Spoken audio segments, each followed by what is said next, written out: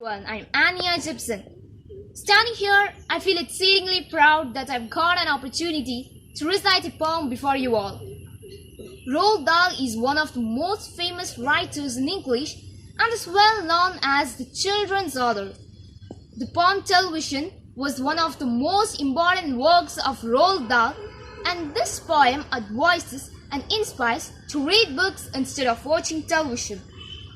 The poem warns the children about the dangers of watching television excessively. Here I start the poem. The most important thing we've learned, so far as children are concerned, is never let them near your television set. Or better still, just don't install the idiotic thing at all. In almost every house we've been, we've watched them gaping at the screen. They loll and slop and lounge about until their eyes pop out. They sit and stare and stare and sit until they're hypnotized by it. Oh yes, we know it keeps them still. They don't climb at the windowsill. But did you ever stop to wonder what this does to your beloved thought? It rots a sense in the head. It kills imagination dead. He can no longer understand, or fantasy, or fairyland. His brain becomes as soft as cheese. His powers of thinking rust and freeze. All right, you cry. All right, you'll say. But if we take the set away, what shall we do to entertain our darling children? Please explain. We'll answer this by asking you, what used the darling ones to do? How used they keep themselves contented before this monster was invented? They used to read. They read and read and read and then proceed to read some more. Great Scott Gadzooks, one half their lives was reading books. Such fine, wondrous and fantastic tales of dragons and gypsies, queens and whales, treasure isles and distant shores where smugglers rowed with muffled oars, and sailing ships and dolphins. Oh books, what books they used to read, those children living long ago. So please, oh please, we beg, we pray, go throw your TV set away, and in its place you can install a lovely bookshelf on the wall. Fear not, because we promise you that in about a week or two of having nothing else to do, they'll now begin to feel the need of having something to read. And that once they start, oh boy, you watch the slowly growing joy that fills their hearts. They'll grow so keen. They'll wonder what they'd ever seen in that ridiculous television screen. And later, each and every kid will love you more than what you did. Thank you. Hello everyone, I am Joepaul Thomas and today I'll be reciting you a magnificent, sad theme and inspiring poem to all people around the world. If Tomorrow Starts Without Me by David Romano. David Romano was a Spanish historian and the author of the Kurdish national movement. When tomorrow starts without me and I'm not there to see, if the sun should rise and find your eyes all filled with tears for me, I wish so much you wouldn't cry the way you did today, while thinking of many things we didn't get to say. I know how much you love me, as much as I love you, and each time you think of me, I know you miss me too. But when tomorrow starts without me, please try to understand that an angel came and called my name and took me by the hand, and said my place was ready in the heaven far above, and that I had to leave behind all those I dearly love. But as I turned to walk away, a tear fell from my eye, for all my life I'd always thought I didn't want to die. I had so much to live for, so much left yet to do. It seemed almost impossible that I was leaving you. I thought of all the yesterdays, the good ones and the bad. I thought of all the love we shared and all the fun we had. If I could relive yesterday, just even for a while, I might say goodbye and kiss you and maybe see you smile. But then I fully realized that this could never be, for emptiness and memories will take the place of me. When I thought of worldly things I might miss come tomorrow, I thought of you, and when I did, my heart was filled with sorrow. But when I walked through heaven's gates, I felt so much at home. When God looked down and smiled at me from his great golden throne, he said, "This is eternity, and all I promised you. Today your life on earth is past, but here life starts anew.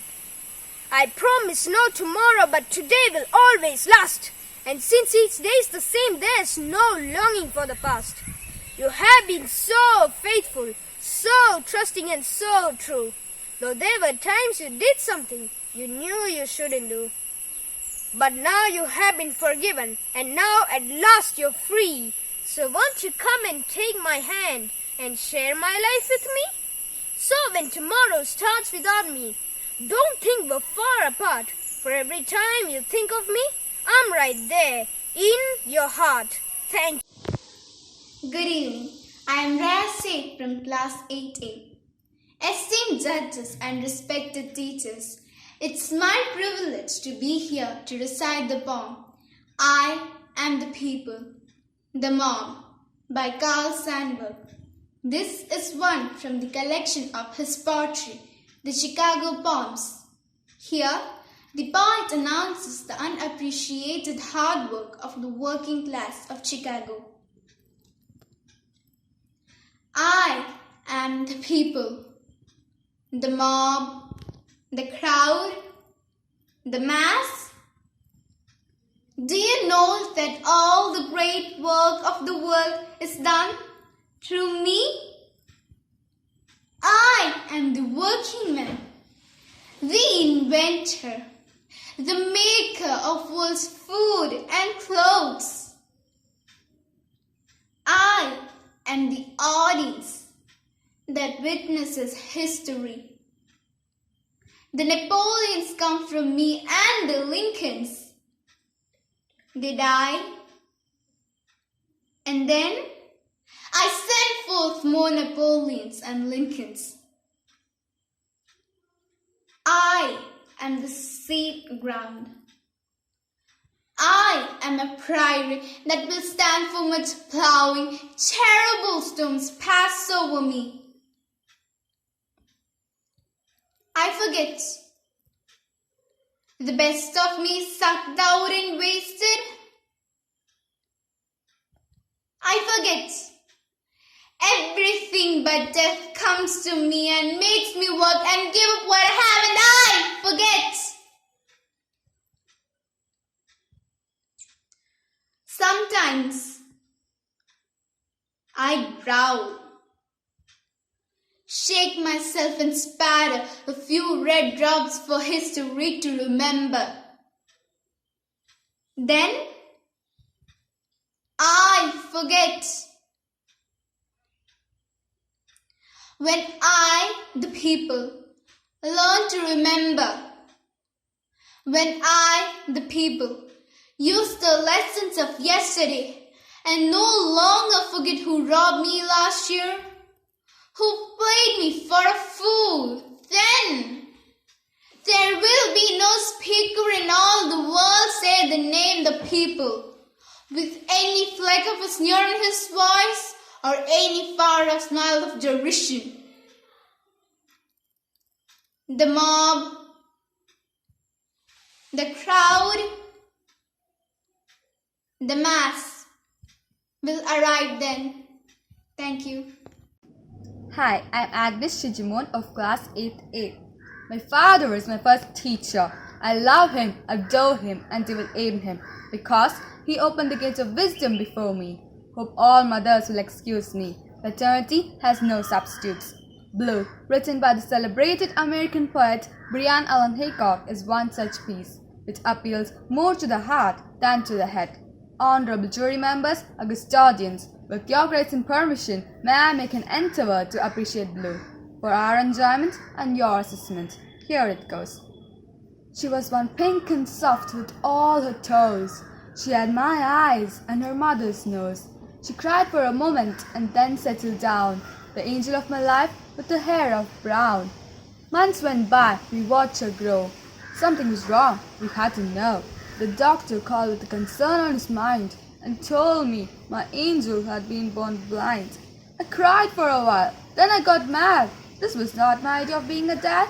So from that day forward, I started with flight, to her eyes in life and her heart of sight. As years passed by, she started to grow into a beautiful child with a need to know. Each day was spent teaching all that I knew, until one day she asked me about blue. I tried to define it, but my efforts were in vain. Only sight and descriptions were the way to explain. She had no way of knowing what I was trying to say, and for the very first time, I failed her that day. Life went on as she grew. She started a thought on what's blue, wanted to know what just others could see. Inside her mind, it became reality. On her 16th birthday, our lives got better. We received good news from the doctor's letter. He said he could help, and this just might give the eyes of my angel the gift of sight. I'll never forget what she asked to see. When she opened her eyes and first saw me, she looked at me with her eyes of new and asked me to show her the color blue. I said, "Look at my eyes, for they are blue. The day you were born, they watched over you. Throughout the years, they never looked away. They will always be with you and will never stray." She smiled at me, and she said that she always knew about what the meaning was of color blue. Throughout her life, she could always see with the eyes of her heart instilled from me. For her, the color had a meaning more than the sight. Blue had a feeling that gave her insight. Throughout the years, as both our hearts grew, she told me that love was the color of blue. Thank you. Hello, I'm Gayatri Srikumar of Standard 8B. Now, I'm going to recite a poem named Blue, written by Brian Allen Hickard. For my enjoyment and for your assessment, here it goes. She was born pink and soft without feathers. She had my eyes and her mother's nose. She cried for a moment and then settled down, the angel of my life with a hair of brown. Months went by and we watched her grow. Something was wrong and we had to know. Doctor called, concerned his mind, and told me my angel had been born blind. I cried for a while and then I got mad. This was not my idea of being a dad. So from that day forward, I started blind to be her eyes of life and her heart of sight. As the years passed by, she started to grow into a beautiful child with the need to know. Each day was spent teaching all that I knew, until one day, when she asked about blue, I tried to define, but my efforts were in vain. All these cited descriptions were the way to explain.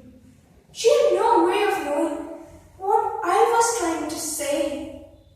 And for the very first time, I failed her that day.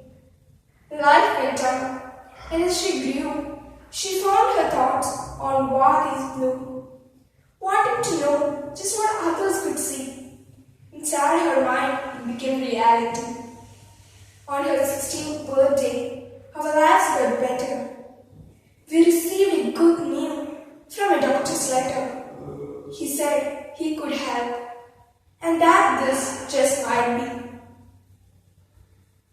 Give the eyes of my angel, sight of God. I'll never forget what she asked to see.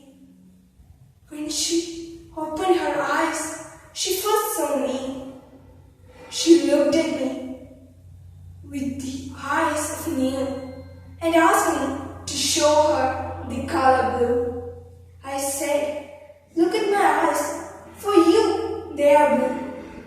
The day you were born, they looked over you. All through the years, they never looked away. They will be always with you and will never stray." She smiled at me and said, she always knew about what the meaning was of the color blue. Thank you.